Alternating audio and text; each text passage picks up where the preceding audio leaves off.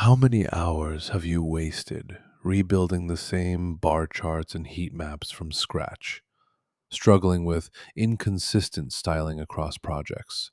Or worse, maintaining spaghetti code for dashboards that break every time you tweak a color scheme?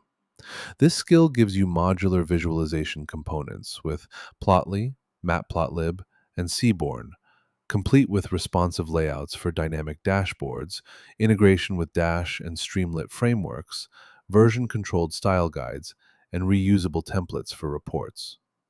Whether you're a Python developer juggling analytics workflows, a data engineer building scalable pipelines, or an ML engineer visualizing model metrics, this skill saves you hours weekly.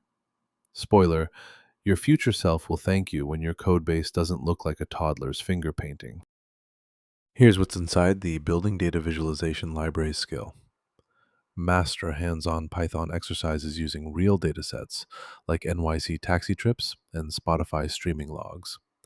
Build interactive components for Plotly Dash and Streamlit, complete with responsive CSS grids and callback integrations.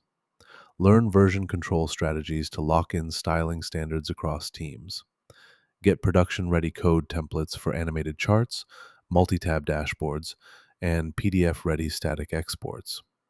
It comes with expert instructions, code templates, and real-world examples. And it works everywhere: Claude Code, Cursor, Gemini CLI, Windsurf, Copilot, Warp, and more. This isn't just a skill, it's your new superpower for shipping pixel-perfect visualizations faster than ever.